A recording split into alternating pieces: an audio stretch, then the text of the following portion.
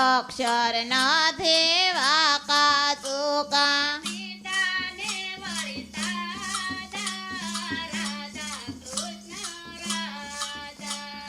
સીતાને વળી સાદા રાધા કૃષ્ણ રાધા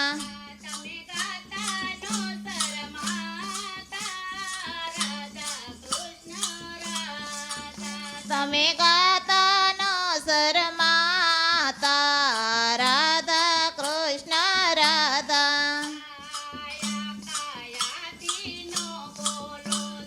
ઓયા કયાથી ન બોલો તો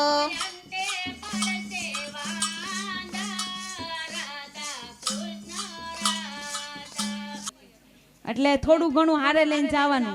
મહારાજે કીધું છે ને કે ફૂલ નહીં તો ફૂલની પાંખડી, એટલે રાયના દાણા જેટલું તો સત્સંગમાંથી આપણે થોડું ઘણું લઈને તો જવાનું. બધું ન લઈ જાવ કાંઈ નહીં. કેને કે એક લીટી હોય ને એમાંથી એક અક્ષર એટલું તો આપણા જીવનમાં લાગુ પડતું જ હોય ને. હે બધા એમ કહે છે કે આમાં તો મારે કઈ લાગુ ન પડે. વક્તા શ્રી કથા કર્યા રાખે ને આપણે એમ થાય જો હું તો બધી રીતે વ્યવસ્થિત જ છું, મારામાં કઈ વાંધો નથી, બાજુવાળી એવી છે, એનામાં થોડો ક્રોધ છે, એનામાં થોડોક લોભ છે, એમ બધું થાય. પણ આપણામાં લાગે જે દી એમ થાય ને કે આ મારામાં છે તે દી આપણા જીવનમાં સુધારો થાય. જય હરિ કૃષ્ણ મહારાજ. ભવ સંભવ ભીતિ ભેદનમ સુખ સંપત કરુણા નિકેતનમ વૃતદાન. પરાત્પર ઈષ્ટદેવ ભગવાન શ્રી સ્વામિનારાયણના ચરણોમાં કોટી કોટી વંદન તથા સત્સંગી જીવનના રચયિતા એવા શતાનંદ મુનિના ચરણોમાં કોટી કોટી વંદન. જેણે સત્સંગી જીવનની કથાનું રસપાન કરાવ્યું છે એવા સુરત મુનિના ચરણોમાં કોટી કોટી વંદન. આપણા આદિગુરુ એવા મોટીબાના ચરણોમાં કોટી કોટી વંદન. સવારની કથાની અંદર બાળ પ્રભુના બાળ ચરિત્રના આપણે કથાનું રસપાન કર્યું અને મહારાજે જે અર્થે આજ મનુષ્ય તન ધર્યું છે એનું કાર્યનો પ્રારંભ કરવા પ્રભુએ આજ નિર્ધાર કર્યો છે કે ધર્મ અને ભક્તિને બંનેને સ્વધામ ગમન કરાવ્યું છે, આ લોકમાંથી વિદાય આપી છે, પોતાના ધામનું સુખ આપ્યું છે. કે સામાન્ય જીવાત્મા અને મહાપુરુષમાં ઘણો ભેદ હોય છે. સામાન્ય જીવાત્મા પોતાના કર્મને આધીન જીવન જીવતો હોય છે, જ્યારે મહાપુરુષો અને પરમેશ્વર સ્વતંત્ર હોય છે અને ઇન્દ્રિયોને આધીન હોતા નથી. આજે બાળ પ્રભુ ઘનશ્યામે માતા પિતાને દિવ્ય ગતિ આપી છે અને હવે નિર્ધાર કર્યો છે કે અમે જે અર્થે આ મનુષ્ય તન ધર્યું એનો અમારે પ્રારંભ કરવો છે અને આ સંસાર છોડવો છે. આષાઢ સુધી નવમીની રાત્રિએ પ્રભુ વિચાર કરી રહ્યા છે કે આ ઘરનો અમારે કેવી રીતે ત્યાગ કરવો. અને આખી રાત્રિ જ્યારે મનોમંથન કર્યું છે ને ત્યારે સંવંત 1849 અષાઢ સુધી સવારમાં વહેલી સવારે દશમીના દિવસે સવારમાં વર્ણીએ નિર્ધાર કર્યો છે કે એન પ્રકારે કરી અને હવે તો મારે આ સંસારનો ત્યાગ કરવો છે.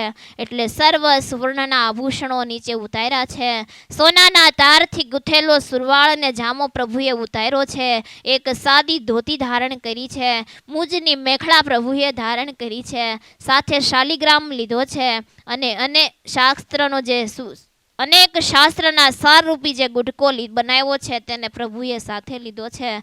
જળ ગાળવા માટે ગરણું સાથે લીધું છે, મૃગ ચર્મ સાથે લીધું છે અને ઘનશ્યામે નિર્ણય કર્યો છે કે આજે અષાઢ મહિનાની દસમીને વહેલી સવારે અયોધ્યાના નર નારીઓ સૂતા છે ને ત્યાં રામ પ્રતાપભાઈ ઈચ્છારામ ને સુવાસીની ભાભી પણ આજે નિંદ્રાધીન બન્યા છે ને એ સમયે મારે સંસારને છોડવો છે અને કદાચ જાગી જશે તો મને સંસાર છોડવા નહીં દે એમ નિર્ધાર કરી અને આજે ઘનશ્યામે સંસાર છોડવાનો નિર્ધાર કર્યો છે. વાલા બહેનો, આ કથા ઉપરથી આપણને એ શીખવા મળે છે કે જો આપણે સાવધાની નહીં રાખીએ ને, આપણે ઊંઘતા રહેશું ને તો આપણી પાસેથી ભગવાન જતા રહેશે.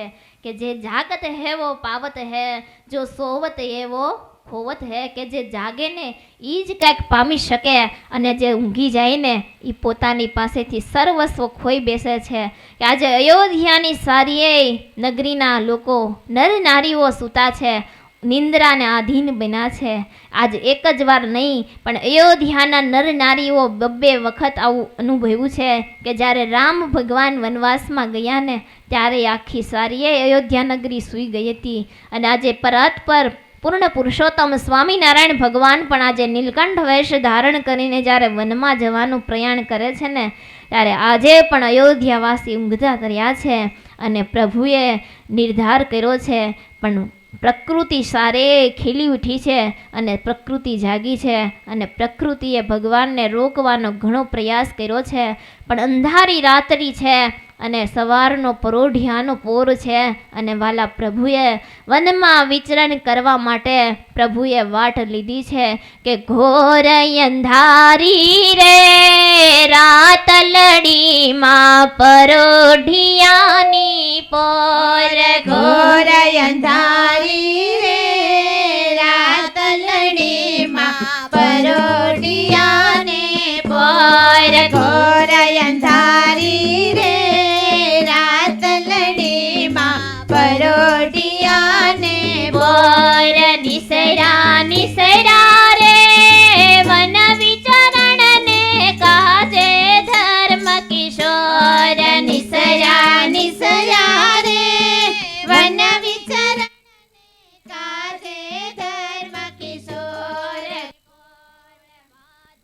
જાય મારે આકાશમાંહી ઘન ગાજે ઘન ઘોર વાદળ જાય મારે આકાશમાંથી ઘન ગાજે ઘન ઘોર છુપતા જાય રે વાણું વાયે તેમ તમામ કુવડ છુપતા જાય રે વાણું વાયે તેમ તર ઘોવડ ચોર ઘોર અંધારી રે રાતલડીમાં પરોઢિયાની ભોર નભમાં ચમકે રે વીજ લડીને ઝરમર વરસે ઘોર નભમાં ચમકે રે વીજ લડીને ઝરમર વરસે મેળ આંબે ટહુકે રે કોયલડીને મધુરા બોલે મોર ઘોર અંધારી રે રાતલડીમાં પરોઢિયાની ભોર નિસર્યા નિસર્યા રે વન વિચરણને કાજે ધર્મ કિશોર ઘોર અંધારી રે રાતલડીમાં પરોઢિયાની ભોર સવારમાં વહેલી સવારે પરોઢિયું હજી ખીલું નથી, ખીલું ખીલું થઈ રહ્યું છે ને ત્યાં પુરુષોત્તમ નારાયણે આજે વનની વાટ લીધી છે. ત્યારે તમામ નર નારીઓ તો સૂતા છે પણ તમામ પ્રકૃતિ આજે જાગી ગઈ છે અને ભગવાનને રોકવા માટે પ્રાર્થના કરે છે. પણ પુરુષોત્તમ નારાયણે તો આજે નિગડ ગાંઠ વાળી છે કે જે અર્થે આ નર્તન ધર્યું રે તે કરવા આજ મારે કારજ કરવું રે એમ નિર્ધાર કરી અને પુરુષોત્તમ નારાયણ આજે વનની વાટ માટે નીકળ્યા છે. પણ વાલા બહેનો આજે ભગવાનને વૈરાગ ઉત્પન્ન થયો છે પણ નાવિકને થોડો થયો છે. કે સરયુ કિનારે ભગવાન આવ્યા પણ સરયુ પાર કરવા માટે આજે ભગવાનને નાવ મળતું નથી. અને ભગવાન જ્યારે નાવની વાટે ઊભા છે ને ત્યારે કાલિદત્તનો એક સભ્ય કેતા કૌશિક નામનો અસુર ત્યાં નીકળ્યો છે અને એને એમ થયું કે આ તો હરિપ્રસાદ પાંડેનો દીકરો કે જેણે અમારા સરદાર કાલિદત્તને મોતને ઘાત ઉતાર્યો ને એ જ આ હરિપ્રસાદ પાંડેના દીકરા છે. એને મારવા માટે તો અમે કે દિવસના મથીએ છીએ અને આજે તો હારી જગ્યા છે કે આને સાથે કોઈ નથી, એકલા ઘનશ્યામ છે. લાઈ સરયુની અંદર હું એને ફેંકી દઉં ને તો આજે એનો અંત આવી જશે એમ નિર્ધાર કરી અને પ્રતાપસિંહ રાજા કૌશિક દત્ત બિલ્લી પગે પાછળથી આવી અને સરયુ નદીમાં ફેંકવા માટે આજે વર્ણીને ઊંચા કર્યા છે અને સરયુ નદીની અંદર ઘનશ્યામને ફેંકી દીધા છે. પણ પરમાત્માએ મોહ ઉપજાવવા માટે સરયુની અંદર ડૂબતા હોય ને એવી ક્રિયા કરી છે. 5-10 મિનિટ સુધી ડૂબતા પ્રભુને જોયા છે અને કૌશિકે ત્યાંથી આનંદમાં આવી અને ત્યાંથી વિદાય લીધી છે. અને અસુર સમુદાયની પાસે દોડતા દોડતા આવ્યો ને આજે કૌશિક કહે છે કે મેં આપણા દુશ્મનને માર્યો, આપણો દુશ્મન મરાણો, આપણો દુશ્મન મરાણો. ત્યારે બધાએ ભેગા મળીને પૂછ્યું છે કે દુશ્મનને મારનારનું નામ તો બતાવો. ત્યારે કૌશિકે કહ્યું કે દુશ્મનને મારનારું બીજું કોઈ નહીં પણ મેં જ માર્યો. ત્યારે બધાએ કીધું છે કે તારી તાકાત નથી કે તું આપણા દુશ્મનને મારી છે, કદાચ બીજાનું નામ હોય તો બતાય. ત્યારે કહે કે ના, મેં જ મારા હાથે માર્યો. તો કે કઈ રીતે માર્યો? તો કે મેં ઉચકીને સરયુ નદીની અંદર ફેંકી દીધો ને આપણો દુશ્મન તણાઈ અને મરી ગયો. ત્યારે જે દુશ્મન કહેતા અસુરી તત્વ હતા ને પહેલેથી એને મનાણું છે ને જે સંગે કરીને અસુર થયા હતા ને એને વાત મનાણી નથી. અને બધાયને તો આનંદ છે અસુરોને કે આજે અમારો દુશ્મન મરાણો. અને આ બાજુ કૌશિકને જતા પ્રભુની પ્રેરણા થવાથી ગરુડજી પધાર્યા છે અને ગરુડજીએ ભગવાનને પોતાની પીઠ ઉપર બેસાડી અને સરયુ પાર કરાવ્યું છે. કે આ કથા શ્રીમદ સત્સંગી જીવનની અંદર લખવામાં નથી આવી પણ અન્ય શાસ્ત્રની અંદર લખાણી છે કે ગરુડજીએ ભગવાનને પોતાની પીઠ ઉપર બેસાડ્યા છે અને સામે પાર ઉતાર્યા છે. કે અમુક કથા એવી હોય છે કે અમુક શાસ્ત્રની અંદર ન લખાણી હોય અને અમુક શાસ્ત્રમાં લખાણી હોય. કે શ્રીમદ ભાગવત છે તેની અંદર રાધાજીના લગ્નની કથા લખાણી નથી અને એ કથા બ્રહ્મસરિતામાં લખાણી છે. એવી જ રીતે આ કથા સત્સંગી જીવનમાં નથી લખાણી પણ અન્ય શાસ્ત્રોની અંદર લખાણી છે. અને ઘનશ્યામ પ્રભુ તો હવે ઘનશ્યામ પ્રભુ મટી અને નીલકંઠ વર્ણી બન્યા છે. કાળા હિમાલયની બાજુ જવા માટે પ્રભુ તૈયાર થયા છે. અને આ બાજુ હનુમાનજીને નિત્યનો ક્રમ છે કે પ્રભુના રોજ દર્શન કરવા. અને આ બાજુ ધર્મદાદાની ઘરે જ્યારે આવ્યા ને ત્યારે ઘનશ્યામને જોયા નથી. અને નિયમધારી હનુમાનજીને એમ થયું કે આજે પ્રભુના દર્શન ન થયા. હે કે વાલા બહેનો, આપણે પણ ઘણા બધા નિયમધારી હોઈએ પણ કેવા નિયમો હોય? ચા પીવાના, બિનપણીને ઘરે જવાના, પેપરો વાંચવાના, ટીવી જોવાના, એવા નિયમો હોય. પણ જીવનની અંદર એવા નિયમો ન રાખવા. એવા નિયમો રાખવા કે આ દેહે કરીને ભગવાનનું ભજન થાય ને એવા મંદિરે જવાના, શાસ્ત્ર વાંચન કરવાના, સત્કર્મો કરવાના. એવા નિયમો રાખવા કે જેથી કરીને પૃથ્વીને આપણો ભાર ન લાગે. કે આપણે જો પાપ કરતા હશું, સત્કર્મ નહીં કરીએ ને તો આ પૃથ્વી દેવીને પણ આપણો ભાર લાગશે. કે પ્રભુએ આપણને આવી સરસ મજાની જિંદગી આપી છે તો આ જિંદગીએ કરી મનુષ્ય તને કરી અને ભગવાનનું ભજન કરીને ભગવાનના ધામને પામવું. જો ભગવાનનું ભજન નહીં કરીએ ને તો યમપુરીમાં જવું પડશે અથવા ભૂત યોનિની અંદર જવું પડશે અથવા લખ 84માં જવું પડશે. કે આપણે ક્યાંય સાંભળ્યું છે કે કોઈને વળગ્યું હોય તો એમ સાંભળ્યું કે આને ભૂત વળગ્યું એમ કહીએ પણ આને ગધેડો વળગ્યો છે કે આને કૂતરું વળગ્યું એમ કહેવાય? એકેય યોની એવી નથી કે એની અંદરથી બીજી યોનીની અંદર જવાય. પણ એક મનુષ્ય તન એવું છે કે એ જો ધારે ને તો ભગવાનના ધામની અંદર મુક્ત કક્ષાને પામી શકે અને ધારે તો ભૂત યોનીમાં ભૂત પણ થઈ શકે. શું કરવું એ આપણા હાથની વાત છે. કે ભગવાને આપણને આવો સરસ મનુષ્ય તન આપ્યું છે. કહેવત છે કે આવડે મહેકાવતા તો જિંદગી ગુલજાર છે, આવડે મહેકાવતા તો જિંદગી ગુલજાર છે. ઓળખો તો રોશની ને ન ઓળખો તો અંધકાર છે. પુષ્પ મગમગ થતું ને ચાંદની પણ તેજ છે, એ જ છે ફૂલો તણીને તલવારની ધાર છે. આવડે મહેકાવતા તો જિંદગી ગુલજાર છે. કે જો જિંદગી જીવતા આવડે ને તો એ પુષ્પતણું સેજ છે અને જો ન આવડે ને તો જીવાતમાં મુક્ત કક્ષાને ન પામતા ભૂત યોનીને પણ પામી શકે, લખ 84માં પણ જઈ શકે અને જમપુરીમાં જમના ધોકા પણ ખાઈ શકે. એટલે આ જિંદગી એવી છે કે આપણે જે કરવું હોય ને એ કરી શકાય છે. જિંદગી આપણા સૌ તણી તો ગંજી પાના સરખી, મળે ને પાના મન ગમતા પણ લેવા પડે છે જીતમાં મળતા. પણ કયા ને કેમ ઉતરવા તમારે એ જ તમારી સફળતા છે. કે છે જિંદગી સૌ તણી ગંજી પાના સરખી. કે આ જિંદગી કેવી છે તો ગંજી પાના 52 પન્ના હોય ને એના જેવી જિંદગી છે. કે આપણને જે પ્રાપ્ત થાય ને એ સ્વીકારવું પડતું હોય છે પણ કયા ટાણે કયું પાનું ઉતરવું ને એ તો આપણા હાથની જ વાત હોય છે કે ભગવાને આપણને આ મનુષ્ય તન આપ્યું તો આ મનુષ્ય તને કરીને કેવી પ્રાપ્તિ કરવી, કેવું ભગવાનનું ભજન કરવું, કેવી ભગવાનની આજ્ઞા પાળવી ને એ જ મહત્વનું હોય છે. અને જો આપણે ભગવાનનું ભજન નહીં કરીએ ને તો આ ભૂમંડળની ઉપર આપણે ભારરૂપ બની જઈશું. એટલે વાલા બહેનો, આપણે ભારરૂપ ન બનીએ ને એવું દિવ્ય અને ભવ્ય જીવન બનાવજો. તમારા બાળકોને એવા સંસ્કાર આપજો કે જેથી કરીને ભગવદીય બને કે જનની જણતો જણજે ભક્ત દાતા કા સૂર, નહીતર રેજો વાંજણી મત ગુમાવીશ નૂર. કે જો તારે જન્મ દેવો હોય ને તો એકાંતિક ભક્તને જન્મ આપજે, કાં તો શુરવીર કોઈને જન્મ આપજે કે જેને કરીને જ્યારે મા ભૂમિકાને માટે બલિદાન આપવાનું થાય ને તો આપી શકે. કોઈક દાતારને જન્મ આપજે કે જેથી કરીને પોતાની સંપત્તિમાંથી અનેકનું શ્રેય કરી શકે.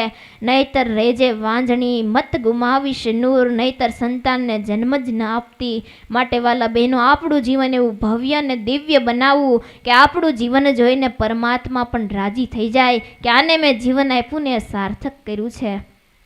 એટલા જ માટે ઘણી વખત સત્પુરુષના જીવનની માગણી થતી હોય છે કે આવા સત્પુરુષો પૃથ્વી ઉપર રહે. જો સત્પુરુષો પૃથ્વી ઉપર હશે ને તો પૃથ્વી કાયમને માટે ટકી રહેશે.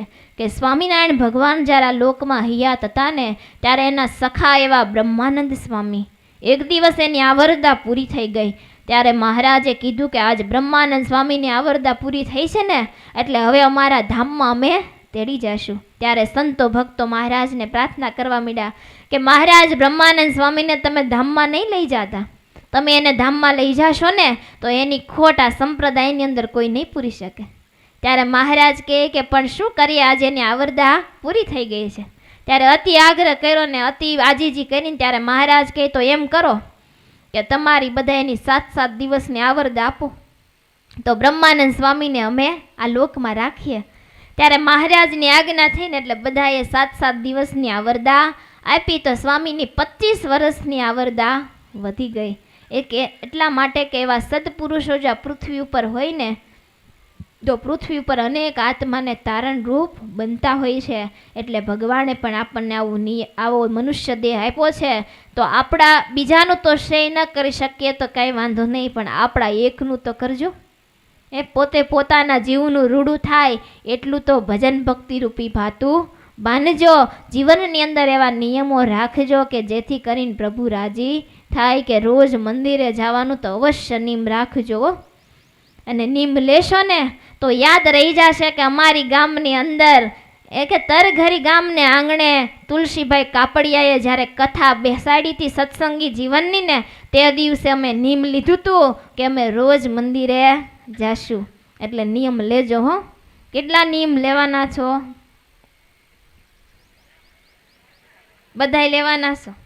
જો બધાય લેવાના એમ બોલો છો તો અહીંયા ઠાકોરજી બિરાજે છે, પોથીજી બિરાજે છે ને સંતોનું સાનિધ્ય છે એટલે બોલ્યા પછી ફરાશે નહીં. અને નિયમ રાખશો તો તમારા જીવનમાં જ ઉપયોગી છે, એનો ફાયદો કાંઈ અમને થવાનો નથી, એ ફાયદો તમને જ રહેવાનો છે. એટલે જીવનની અંદર કાંઈક નિયમ રાખજો. હે પ્રતાપસિંહ રાજા હનુમાનજીને એવું નિયમ છે કે રોજ ઘનશ્યામ પ્રભુના મારે દર્શન કરવા. પણ આ બાજુ વહેલી સવારે જ્યારે હનુમાનજી દર્શન કરવા માટે આવ્યા ને અયોધ્યાની અંદર ધર્મદેવના દાદાના આંગણામાં, પણ આજે ઘનશ્યામ તો વૈરાગ ધારણ કરી અને વનની વાટે જતા રહ્યા છે. અંતરદ્રષ્ટિ કરીને જોયું ને ત્યારે ખબર પડી છે કે આજે તો ભગવાન વનમાં છે. ત્યારે હનુમાનજી ત્યાં પધાર્યા છે અને એવું ભયંકર ઘોર જંગલ છે કે આભમાં પ્રગટેલા સૂર્યના કિરણો ધરતી પર પડતા નથી. એવું ગાઢ જંગલ છે, એમાં કોઈ માણસોની હેરાફેરી નથી, ફક્ત જંગલી પ્રાણીઓથી ભરેલું જંગલ છે. એમાં 11 વર્ષના નીલકંઠ વણિયા જે એકલા ચાલ્યા જાય છે. ક્યારેક ગોઠા બોરા મળે તો પ્રભુ જમે છે ને ક્યારેક ફક્ત પાણી પીને રહે છે. કે આહાર ક્યારે ફળનો કરે છે, ક્યારેક પેટો ક્યારેક તો પેટ જળે ભરે છે. કરે પ્રભુજી દિવસે પ્રવાસ, વસે નિશાએ વનમાં જવાસ. કે ક્યારેક પ્રભુ આહાર ફળનો કરે છે અને ક્યારેક તો પેટ પ્રભુ જળથી ફક્ત ભરી લે છે અને પ્રભુ દિવસ આખો પ્રવાસ કરે છે ને જ્યાં રાત્રિ પડે ને ત્યાં મહારાજ રોકાઈ જાય છે. એકલા અટુલા ભગવાન વનની અંદર આગળ વધી રહ્યા છે ત્યારે એક દિવસ ભગવાનને અનાજ મળ્યું નથી, બીજો દિવસ થયો પણ ફળ ફૂલ મળ્યા નથી. એમ કરતાં કરતાં 4 દિવસના ઉપવાસ થયા ને ત્યારે અષ્ટસિદ્ધિ ને 9 નિધિઓ ભગવાનને માટે પકવાનના થાળ લઈને આવી છે અને પ્રભુને કીધું છે કે આ પ્રભુ મિષ્ટાન ગ્રહણ કરો. ત્યારે ભગવાન કહે કે આજે તો અમે ત્યાગીનો વેશ લીધો છે, વૈરાગીનો વેશ લીધો છે ને એટલા માટે આજે અમને આ મિષ્ટાન નહીં ખપે. અને 9 સિદ્ધિ અષ્ટસિદ્ધિને 9 નિધિ રડતે નેત્રે ભગવાનને આજીજી કરે છે કે અમે લઈને આવ્યા એનો સ્વીકાર તો કરો. પણ ભગવાને પોતાના ત્યાગ અને વૈરાગમાં મચક આવવા દીધી નથી. પ્રભુ કહે કે આજે તો અમે સ્વીકાર નહીં જ કરીએ, કે જ્યારે અમે ધુરમધરા સંભાળીએ અને ગાદીએ બેસીએ ને પછી આવજો તમારે અમે તમારો બધી પ્રકારનો સ્વીકાર કરીશું. આજે ભગવાને વૈરાગીના રૂપે હતા એટલે ગ્રહણ કર્યું નથી અને અષ્ટસિદ્ધિ 9 નિધિએ ત્યાંથી વિદાય લીધી અને ભગવાનને કાંઈ જમવા મળ્યું નથી એટલે પૃથ્વી ઉપર મૂર્છા ખાઈને પ્રભુ પડી ગયા છે. અને જ્યારે મૂર્છા ખાઈ અને પ્રભુ પડ્યા ને થોડોક સમય ગયો પછી ભગવાન પાછા શુદ્ધિમાં આવ્યા છે અને પ્રભુ ત્યાંથી આગળ વધ્યા છે. ધીમે ધીમે પ્રભુ આગળ વધતા જાય છે કે ભગવાન આવા મનુષ્ય ચરિત્ર કરે છે. નકરી તો પુરુષોત્તમ નારાયણ છે, ધારે તે કરી શકે, પણ આજે પ્રભુ પુરુષોત્તમ નારાયણ મનુષ્ય ચરિત્ર આદરે છે. એટલે જ પંચાળાના 4થા વચનામૃતમાં મુનિ બાવાનો પ્રશ્ન છે કે ભગવાનના એવા ક્યારેક ચરિત્ર કરે છે તો એમાં કોઈને સંશય થાય છે અને કોઈને સંશય ક્યારે નથી થતો.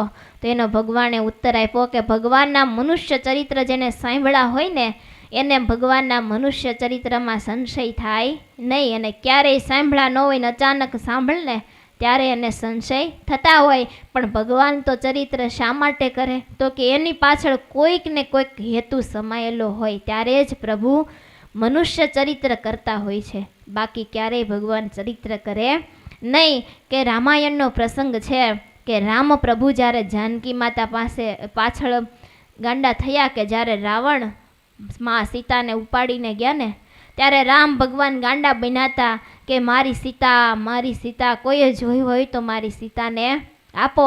અને એ જ સમયે કૈલાસપતિ અને પાર્વતીજી ત્યાંથી પસાર થયા ત્યારે શંકર ભગવાને મસ્તક નમાવી અને પ્રભુને પ્રણામ કર્યા. ત્યારે ભગવાનને પ્રણામ કર્યા ને એટલે દેવીએ પૂછ્યું કે આ પતિદેવા કોણ છે, તમે એને દંડવત કરો છો? ત્યારે કીધું કે આ તો મારા ઈષ્ટદેવ છે ભગવાન રામ. ત્યારે કહે કે હું એમ ન માનું કે રામ છે, આ તો ગાંડા તુર બન્યા છે એના પત્નીની પાછળ, હું એમ ન માનું કે આ ભગવાન છે. તો શંકર ભગવાન કે કંઈ વાંધો નહીં, તમારે જે પરીક્ષા કરવી હોય એ કરતા હો. ત્યારે શંકર ભગવાન તો એટલું કહીને કૈલાસ પર્વત પર જતા રહ્યા, પણ દેવીએ પરીક્ષા કરી અને માં જાનકીનું રૂપ લીધું. પણ આ તો ભગવાન હતા રામ, એ તો ઓળખી ગયા, પ્રશ્ન કર્યો કે દેવી એકલા કેમ પધાર્યા, કે પતિદેવ ક્યાં ગયા છે?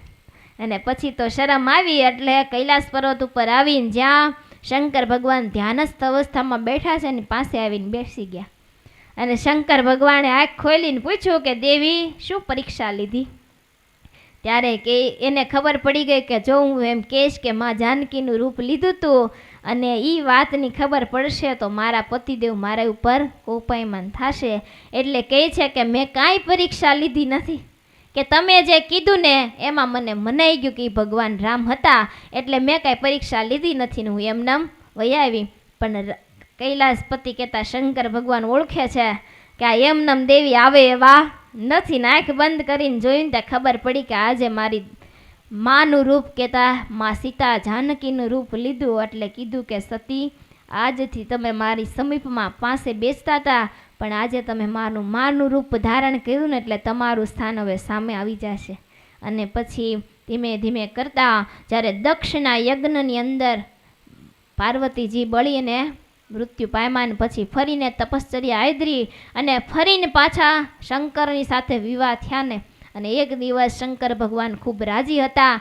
ત્યારે શંકર ભગવાને પૂછ્યું કે તમારે કંઈ પૂછવું હોય તો પૂછો. ત્યારે પતિદેવને મોજમાં જોયા ને ત્યારે પાર્વતીજીએ પ્રશ્ન કર્યો કે હું તમને એક પ્રશ્ન પૂછું. ત્યારે કીધું દેવી પૂછો ને. તો કે દશરથના પુત્ર રામ ખરેખર ભગવાન છે? એ પ્રશ્ન મને હજી સતાવે છે. વિચાર કરો કે એને ખાતર જન્મ પૂરો થઈ ગયો, બીજો જન્મ ધારણ કર્યો, તોય શું શંકા રહી કે દશરથના પુત્ર રામ ખરેખર ભગવાન છે? ત્યારે પછી કૈલાસપતિએ પાર્વતીજીને આખી રામાયણનો પ્રસંગ સંભળાવ્યો. ત્યાર જેની રચના થઈ એને કહેવામાં આવે છે રામાયણ. એટલે કહેવાનું એ કે ભગવાન જ્યારે મનુષ્ય ચરિત્ર આદરે ને ત્યારે એમાં તો કોઈકને સંશય ન થાય, બાકી તો બધાયને સંશય થાય. આજે વનની અંદર વર્ણી વેશે નીકળેલા પ્રભુ આજે મનુષ્ય ચરિત્ર કરી રહ્યા છે. ભગવાન આગળ વધ્યા છે. એક તળાવ આવ્યું, એ તળાવને કિનારે બેસી અને શાલિગ્રામને જળપાન કરાવ્યું છે. અને જળપાન કરીને એક વડલાના વૃક્ષ નીચે પ્રભુ બેઠા છે. અને આજે અષ્ટમીનો દિવસ છે એટલે મારુતિને એમ થયું કે આખા એ જગતની અંદર આજે બાલકૃષ્ણનો જન્માષ્ટમીનો દિવસ ઉજવે છે, પણ પ્રગટ ભગવાન આજ પૃથ્વી ઉપર વિચરણ કરી રહ્યા છે એની તો કોઈને ખબર નથી. તો ચાલો ને મને એકને ખબર છે ને તો હું એના દર્શન કરી આવું. એમ નિર્ધાર કરી અને મારુતિ આજે ભગવાનના દર્શન કરવા માટે આવ્યા. પણ જ્યારે દર્શન કરવા માટે આવ્યા ને ત્યારે પ્રભુ ધ્યાનસ્થ અવસ્થામાં બેઠા હતા, પ્રભુ ધ્યાન કરતા હતા. એટલે મારુતિ આવીને બાજુમાં બેસી ગયા કે ભગવાન ધ્યાન કરે છે ને તો એને ખલેલ પહોંચાડાય નહીં, કેમ કે હનુમાનજી એટલે બુદ્ધિશાળી દેવતા કહેવાય.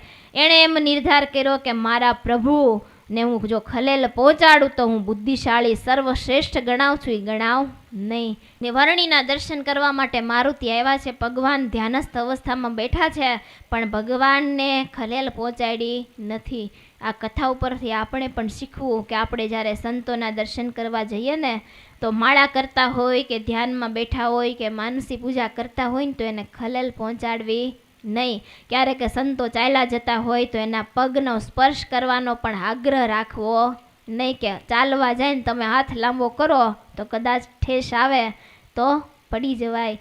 એટલા માટે એવા નિયમો શીખવાડે છે કે ભાષ્યની અંદર લખ્યું છે કે સદપુરુષો કે મોટા સંતો જ્યારે ચાલ્યા જતા હોય ને ત્યારે એને પગે લાગવાનો આગ્રહ ન રાખતા દૂરથી નમન કરી લેવા. અને એની પાસે કંઈક વજન હોય તો એને ઉચકી લેવો, એને સાનુકૂળ વર્તે ને એવું આપણે વર્તન કરવું. કે ક્યારેક ઠાકોરજીને હાથમાં તેડીને સંતો જતા હોય ને ત્યારે પણ એના પગને અડવાનો આગ્રહ રાખવો નહીં, કેમ કે એના હાથમાં ઠાકોરજી હોય તો ઠાકોરજીની પાસે તો બધાય દાસ જ છે. એટલે જ્યાં સુધી સંતના હાથમાં ભગવાન હોય ને ત્યાં સુધી એના ચરણને અડવાનો પણ આગ્રહ રાખવો નહીં. એના હાથમાં જે ઠાકોરજી હોય ને એના દર્શન કરી લેવા, એને પગે લાગી લેવું. એવી રીતે વિનય વિવેકયુક્ત આપણું જીવન કરવું કે હનુમાનજીનું એવું વિનય વિવેકયુક્ત જીવન હતું. એટલે મારુતિ આજે ભગવાન ધ્યાનમાં બેઠા હતા એટલે ખલેલ ન પહોંચે એટલે બાજુમાં બેસી ગયા. પણ થોડીક વાર થઈને ત્યાં કાળ ભૈરવ આવ્યો છે, કેમ કે આ સ્થાન કાળ ભૈરવનું હતું. અને કાળ ભૈરવ આવ્યો એટલે આખી ભૂતાવળ એની સાથે આવી છે. અને આ વર્ણીને જોયા છે એટલે 11 વર્ષની માત્ર ઉંમર, એટલે નાનકડા વર્ણીને જોઈને એમ થયું છે કે આપણી જગ્યાની અંદર આ કોણ નાનકડો છોકરો બેઠો છે. ભૂતાવળને આજ્ઞા કરી કે જાઓ એ વર્ણીનું ગરમા ગરમ લોહી પી જાઓ ને કાચે કાચો આજે ખાઈ જાઓ. એમ ભૂતાવળને આજ્ઞા કરીને જ્યાં ભગવાનની નજીક આવવા જાય ને ત્યાં તો હનુમાનજીએ તો કિકિયારી કરીને દુબાકો માર્યો કે હું અહીંયા બેઠો હોય ને મારા પ્રભુને કોઈ ખલેલ પહોંચાડે, અને જેટલા આવ્યા છે એને મેં ક્યારેય માર્યા વગર છૂટા મૂક્યા નથી, તો આને કેમ જવા દઉં.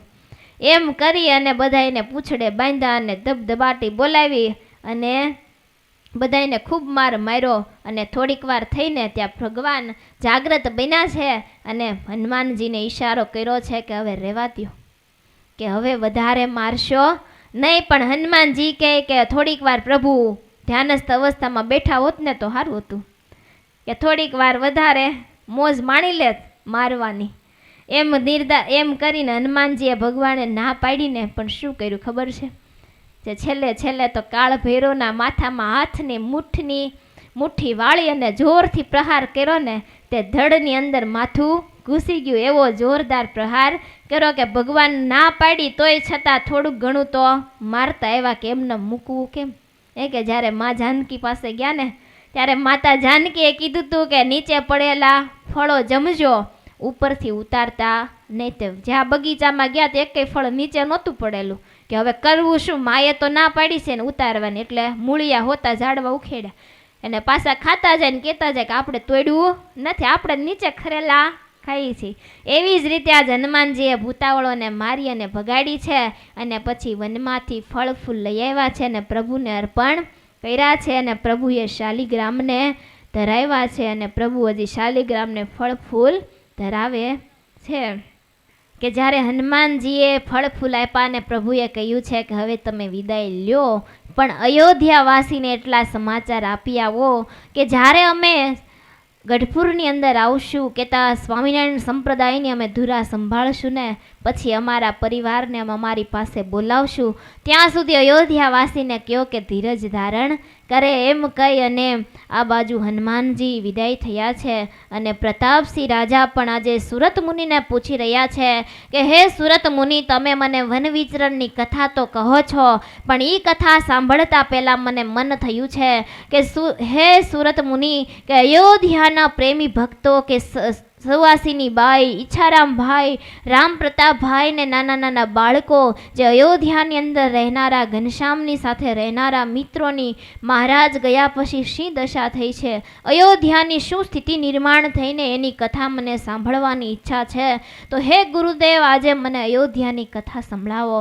ત્યારે સુરત મુનિ કહે છે તો સાંભળ પ્રતાપસિંહ રાજા, જ્યારે પ્રભુ વનની વાટે નીકળ્યા ત્યારે તો બધા નિંદ્રાધીન હતા, પણ જ્યારે પ્રભાત થયું છે અને બધાય જાગ્યા છે ત્યારે રોજના ક્રમ પ્રમાણે મિત્રો ઘનશ્યામને બોલાવવા માટે આવ્યા છે કે ફળિયાની અંદર ઊભા ઘનશ્યામને સાદ પાડે છે કે ઘનશ્યામ ચાલો, એ ઘનશ્યામ ચાલો આપણે સરયુ નદીએ સ્નાન કરવા માટે જઈએ. પણ મહારાજને ઘનશ્યામને બોલાવવા છતાં પણ અંદરથી સાદ આવ્યો નથી. ત્યારે રામ પ્રતાપભાઈ દોડતા બહાર આવ્યા છે અને કહે છે કે ઘનશ્યામ તો કદાચ વહેલી સવારે સરયુએ સ્નાન કરવા જતા રહ્યા હશે, ઘનશ્યામ તો અંદર નથી. એમ કીધું ત્યારે કીધું કે બાલ મિત્રો કહે કે હે રામ પ્રતાપભાઈ, અમે હનુમાન ગઢીએ જોઈ આવ્યા, સરયુ તટે જોઈ આવ્યા, રામજી મંદિરે જોઈ આવ્યા, કઈ મંદિરે જઈ આવ્યા, પણ કોઈ જગ્યાએ ભગવાન ઘનશ્યામ અમને દેખાણા નથી.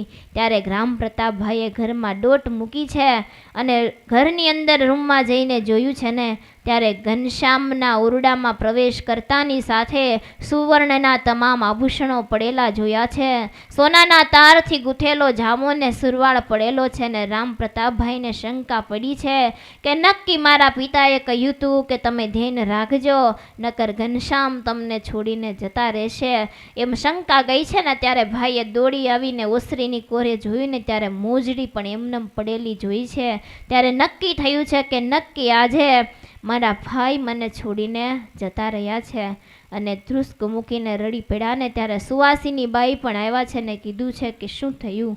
ત્યારે કહ્યું કે ઘનશ્યામ આજે આપણને છોડીને જતા રહ્યા. ત્યારે સુવાસીની ભાભી પણ રડવા લાગ્યા છે અને આ બાજુ ઈચ્છા રામભાઈને રુદન સાંભળ્યું એટલે એ પણ દોડીને આવ્યા છે કે ભાઈ ભોજાએ શા માટે આપ રડી રહ્યા છો, કે શું થયું. ત્યારે ઈચ્છારામ ભાઈને કહે છે કે હે ભાઈ, આજે આપણું સર્વસ્વ લૂંટાઈ ગયું, કે આજે ઘનશ્યામ આપણને છોડીને જતા રહ્યા, આજે આપણને ઘનશ્યામ છોડીને જતા રહ્યા. ત્યારે એટલા શબ્દ સાંભળતાની સાથે સુવાસીની બાઈ કહે છે કે આમને આમ તમે રડતા રહેશો ને તો ઘનશ્યામ કદાચ આગળ નીકળી જશે, હજી કદાચ અયોધ્યાની ગલીઓની અંદર ઘનશ્યામ ફરતા હોય ને તો તમે એને ઘરે બોલાવી આવો. એ કે લોક મને મેણું મારશે કે એના સાસુ સસરા ગયા ને ત્યારે એના દિયરજીને એના ભોજાઈ સાચવી ન શક્યા એટલે દિયરજી એને છોડી અને જતા રહ્યા છે. પણ નહીં, હું સોગંદ ખાઈને કહું છું કે મારા નંદરામ મને વાલા નથી ને એના કરતાં પણ મને મારા દિયર ઘનશ્યામ બહુ જ વાલા છે. એને જમાડ્યા વિના હું ક્યારેય જમતી નથી. મારા દીકરા નંદરામને પણ હું જમાડતી નથી, પહેલાં ઘનશ્યામને જમાડું છું અને પછી જ મારા દીકરાને અમે જમીએ છીએ. જાઓ રામ પ્રતાપ, જટ તમે ઘનશ્યામને લઈ આવો. ત્યારે નાના નાના મિત્રો રામ પ્રતાપભાઈ અને ઈચ્છારામભાઈ આખી એ ગલી ગલીની અંદર ફરી વળ્યા છે ને બૂમા બૂમ કરે છે કે હે ઘનશ્યામ, હે હરિ કૃષ્ણ, તમે ક્યાં ગયા, તમે ક્યાં ગયા? એમ કરતાં કરતાં આખી એ અયોધ્યાની ગલીઓની અંદર નાદ થવા લાગ્યા છે. પણ ઘનશ્યામ કે મેળા નથી. અને રામ પ્રતાપભાઈ ને ઈચ્છારામભાઈ ફરીને ઘરે આવ્યા છે. આ બાજુ સુવાસિનીબાઈ રસોઈ બનાવી રહ્યા છે. એને એમ કે હમણાં મારા દિયરજી આવશે ઘનશ્યામ અને એના મનગમતા ભોજન હું જમાડીશ. પણ ઉપરનું ટાણું થયું તો પણ ન આવ્યા. સંધ્યા ઢળવા આવી તો પણ ન આવ્યા. અચાનક દરવાજો ખેકડો ને ત્યારે સુવાસિની ભાભીને ભાસ થયો છે કે મારા ઘનશ્યામ, મારા દિયરજી આવ્યા. દોટ કાઢીને દરવાજો ખોલ્યો ને તો રામ પ્રતાપભાઈ ને ઈચ્છારામભાઈ ને નાના નાના મિત્રો સૌ ઉદાસ છે. અને ઉદાસ મને આજે રામ પ્રતાપભાઈ પણ રડી રહ્યા છે. ભાભીએ પ્રશ્ન કર્યો કે ઘનશ્યામ ન મળ્યા?